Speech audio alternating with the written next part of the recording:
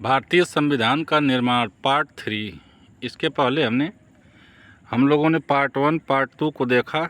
अगर नहीं देखे हैं तो चैनल पे है, जाकर उसको ज़रूर देखिए। उसको देखने के बाद इसको देखने से समझ और विकसित होगी और आपका ज्ञान जो है बढ़ेगा। आइए भारतीय संविधान का निर्माण इसको देख लेते हैं। दक्षिण अफ्रीका की तरह भारत का संविधान भी बहुत कठिन परिस्थितियों के बीच बना। यह वीडियो थोड़ा सा बड़ी होगी, लेकिन आपके काम की चीज़ है, आपके विषय की चीज़ है। आपके परीक्षा में हर जगह ये पूछी जाएगी और सीधे आता है लिखने के लिए। तो इसको एकाग्रचित होके बिल्कुल देखिए, आपके समझ में आएगा। हम उम्मीद करते हैं कि आप इसको एकाग्रचित होकर देखेंगे। भारत जैसे विशाल और विविधता भरे देश के लिए संविधान बनाना आसान काम नहीं था। भारत के लोग तब गुलाम की हैसियत से निकलकर नागरिक की हैसियत पाने जा रहे थे। देश ने धर्म के आधार पर हुए बंटवारे की विभीषिका झेली थी। विभाजन से जुड़ी हिंसा ने सीमा के दोनों तरफ कम से कम 10 लाख लोग मारे जा चुके थे। एक बड़ी समस्या और भी थी।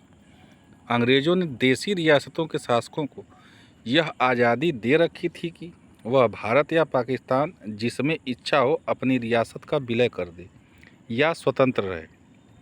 इन रियासतों का विलय मुश्किल और अनिश्चय भरा काम था। संविधान निर्माताओं को देश के वर्तमान और भविष्य की चिंता थी।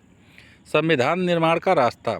भारत में आज़ादी की लड़ाई के दौरान ही लोकतंत्र समेत अनेक अधिकांश बुनियादी बातों पर राष्ट्रीय सहमत बनाने का काम हो चुका था।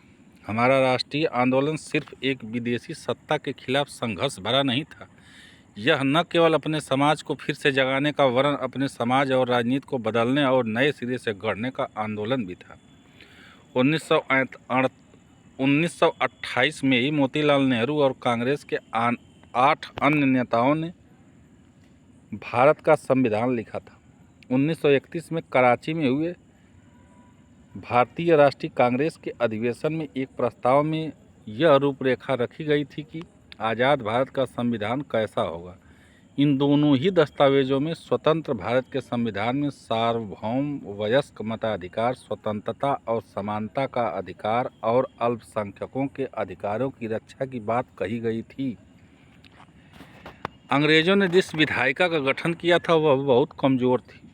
1937 के बाद पूरे ब्रिटिश शासन वाले भारत में प्रादेशिक असेंबलियों के लिए चुनाव कराए गए थे। इनमें बनी सरकारें पूरी तरह लोकतांत्रिक नहीं थीं, पर विधानसभाओं में जाने और काम करने का अनुभव तब बहुत लाभदायक सिद्ध हुआ। जब भारत का संविधान लिखा जाना शुरू हुआ तो उस समय इनके अनुभव वहाँ पे बहुत काम किए थे। उस अनुभव के आधार पर ये बहुत कुछ जो है संविधान में चर्चा किए और उसको समाहित किए। भारतीय संविधान में कई संस्थाओं और व्यवस्थाओं को पुरानी व्यवस्था से लगभग जस का तस अपना लिया गया, जैसे कि 1935 का भारत सरकार कानून। हमारे अनेक नेता फ्रांसीसी क्रांति के आदर्शों, ब्रिटेन की संसदीय लोकतंत्र के कामकाज और अमेरिका के सूची से काफ़ी प्रभावित थे। रूस में हुई समाजवादी क्रांति ने भी अनेक भारतीयों को प्रभावित किया, जिससे वे सामाजिक और आर्थिक क्षमता पर आधारित व्यवस्था बनाने की कल्पना करने लगे थे। लेकिन वे दूसरों की सिर्फ नकल नहीं कर रहे थे, बल्कि इन चीज़ों पर अपने भी तर्क वितर्क और बहसों द्वारा जो अच्छी चीज़ है उसको निकाल करके, उसको संजो करके इसमें अपने संविधान सभा में रख करके उसको संविधान में समाहित करने का प्रयास कर रहे थे। इन सभी चीज़ों ने हमारे संविधान के निर्माण में मदद की। संविधान सभा। भारत के संविधान के निर्माता कौन थे? चुने हुए जनप्रतिनिधियों की जो सभा संविधान नामक विशाल दस्तावेज को लिखने का काम करती है उसे संविधान सभा कहते हैं। भारतीय संविधान सभा के लिए जुलाई 1946 में चुनाव हुए थे। संविधान सभा की पहली बैठक दिसंबर 1946 में को हुई, जिसके तत्काल बाद देश 2 हिस्सों में भारत और पाकिस्तान में बंट गया। संविधान सभा भी 2 हिस्सों में बंट गई, भारत की संविधान सभा और पाकिस्तान की संविधान सभा। भारतीय संविधान लिखने वाली सभा में 299 सदस्य थे। इसने 26 नवंबर 1949 को अपना काम पूरा कर लिया। संविधान 26 जनवरी 1950 को लागू हुआ। इसी दिन की याद में हम हर साल 26 जनवरी को गणतंत्र दिवस मनाते हैं। संविधान को हम क्यों मानते हैं? संविधान की आखिर में आवश्यकता क्यों है? हर व्यक्ति क्यों इसको मानता है? सरकारें क्यों मानती हैं? क्यों ये देश का सर्वोच्च नियम विनियम कानून है? आइए इसको देखते हैं। नंबर 1, संविधान सिर्फ संविधान सभा के सदस्यों के विचारों को ही व्यक्त नहीं करता है, यह अपने समय की व्यापक सहमतियों को व्यक्त करता है। देश के सभी भौगोलिक क्षेत्र का इसमें उचित प्रतिनिधित्व हो गया था। राजनीतिक विचारकों के साथ साथ इस सभा में सभी समूह, जाति, धर्म, वर्ग और पेशों के लोग थे तथा हर क्षेत्र से, हर राज्य से लोगों ने इसमें प्रतिनिधित्व किया था। जिस तरह संविधान सभा ने काम किया, संविधान को एक तरह की पवित्रता और वैधता देता है। प्रारूप कमेटी के प्रमुख डॉक्टर भीमराव अंबेडकर ने चर्चा के लिए एक प्रारूप संविधान बनाया। संविधान के प्रारूप की प्रत्येक धारा पर कई दौर में चर्चा हुई। 2000 से ज़्यादा संशोधनों पर विचार हुआ। निष्कर्षतः 3 वर्षों में कुल 114 दिनों की गंभीर चर्चा हुई। सभा में पेश हर प्रस्ताव, हर शब्द और वहां कही गई हर बात को रिकॉर्ड किया गया और संभाला गया। इन्हें कॉन्स्टिट्यूशन असेंबली डिबेट्स नाम से 12 मोटे मोटे खंडों में प्रकाशित किया गया। इन्हीं बहसों से हर प्रावधान के पीछे की सोच और तर्क को समझा जा सकता है। संविधान की व्याख्या के लिए भी इस बहस के दस्तावेजों का उपयोग होता है। भारतीय संविधान के बुनियादी मूल्य कौन कौन हैं, क्या हैं, इनको देखते हैं। सपने और वायदे। आप लोगों को भारतीय संविधान लिखने वालों की सूची में एक बड़ा नाम महात्मा गांधी न होने से हैरानी हुई होगी। यह संविधान सभा के सदस्य नहीं थे, पर संविधान सभा के अनेक सदस्य उनके विचारों, उनकी बातों, उनकी भावनाओं के अनुयायी थे। 1931 में अपनी पत्रिका यंग इंडिया में गांधी जी ने संविधान से अपनी अपेक्षा के बारे में निम्न बिंदुओं को व्यक्त किया था। मैं भारत के लिए ऐसा संविधान चाहता हूं जो उसे गुलामी और अधीनता से मुक्त करे। मैं ऐसे भारत के लिए प्रयास करूंगा जिसे सबसे गरीब व्यक्ति भी अपना माने और उसे लगे कि देश को बनाने में उसकी भी भागीदारी है। ऐसा भारत जिसमें लोगों का उच्च वर्ग और निम्न वर्ग ना रहे। ऐसा भारत जिसमें सभी समुदाय के लोग पूरे मेल जोल से रहें। ऐसे भारत में छुआछूत या शराब और नशीली चीज़ों के लिए कोई जगह ना हो। औरतों को भी मर्दों जैसे अधिकार हो। मैं उससे कम पर संतुष्ट नहीं होऊंगा।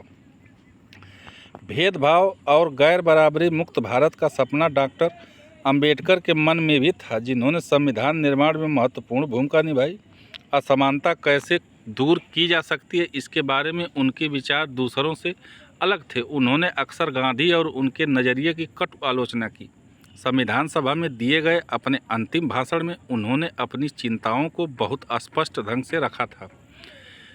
26 जनवरी भीमराव अंबेडकर के विचार हैं ये, जो उन्होंने संविधान सभा में रखे थे। इसको देखते हैं। 26 जनवरी 1950 को हम विरोधाभासों से भरे जीवन में प्रवेश करने जा रहे हैं। राजनीति के मामले में हमारे यहाँ असमानता समानता होगी, पर आर्थिक और सामाजिक जीवन और असमानताओं से भरा होगा। राजनीति में हम एक व्यक्ति एक वोट और हर वोट का समान महत्व के सिद्धांत को मानेंगे। हम इस विरोधाभासपूर्ण जीवन को कितने लंबे समय तक जीते रहेंगे? हम अपने सामाजिक और आर्थिक जीवन में कब तक समानता को नकारते रहेंगे?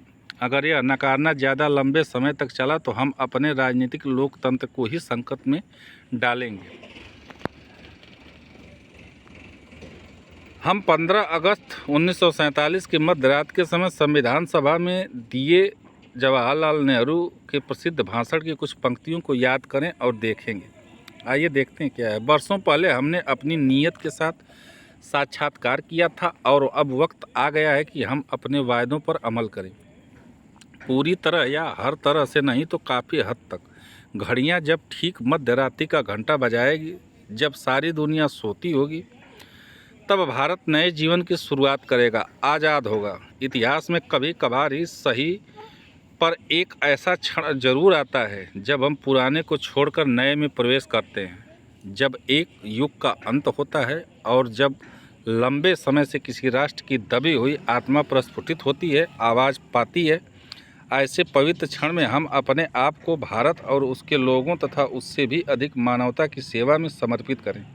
यही हमारे लिए उचित है। आज़ादी और सत्ता जिम्मेदारियां लाती हैं। भारत के संप्रभु लोगों का प्रतिनिधित्व करने वाली इस संप्रभुता संपन्न सभा के ऊपर अब जिम्मेदारी है। संविधान का दर्शन। आइए देखते हैं संविधान का दर्शन क्या है। संविधान की शुरुआत बुनियादी मूल्यों की एक छोटी सी उद्देशिका के साथ होती है। इसे संविधान की प्रस्तावना या उद्देशिका कहते हैं। अमेरिका संविधान की प्रस्तावना से प्रेरणा लेकर समकालीन दुनिया के अधिकांश देश अपने संविधान की शुरुआत एक प्रस्तावना के साथ करते हैं। संविधान की प्रस्तावना लोकतंत्र पर एक खूबसूरत कविता सी लगती है। इसमें वह दर्शन शामिल है जिस पर पूरे संविधान का निर्माण हुआ है। यह दर्शन सरकार के किसी भी कानून और फैसले के मूल्यांकन और परीक्षण का मानक तय करता है। इसके सहारे परखा जा सकता है कि कौन कानून कौन फैसला अच्छा या बुरा है। इसमें भारतीय संविधान की आत्मा बसती है। इस प्रकार हम लोगों ने भारतीय संविधान का निर्माण पार्ट 3 देखा। इसमें भारत के पहले प्रधानमंत्री पंडित जवाहरलाल नेहरू, डॉक्टर भीमराव अम्बेडकर तथा महात्मा गांधी आदि के जो विचार थे उनको हम लोगों ने देखा। हमारा संविधान किस प्रकार जो है विरोधाभासों के बीच, बंटवारा के बीच निर्माण इसका हुआ है और किस प्रकार हम लोगों ने अपने संविधान में दर्शन और आदि चीज़ों को समाहित किया है, इसको हम लोगों ने देखा। इस वीडियो को बार बार देखिए, रोक कर देखिए तथा जो लोग पार्ट 1 और पार्ट 2 न देखे हों उसको चैनल पर जाके देखिए। हमारे चैनल को लाइक करिए, सब्सक्राइब करिए, दोस्तों में शेयर करिए। जो भी कमेंट्स हो हमें ज़रूर बताइए।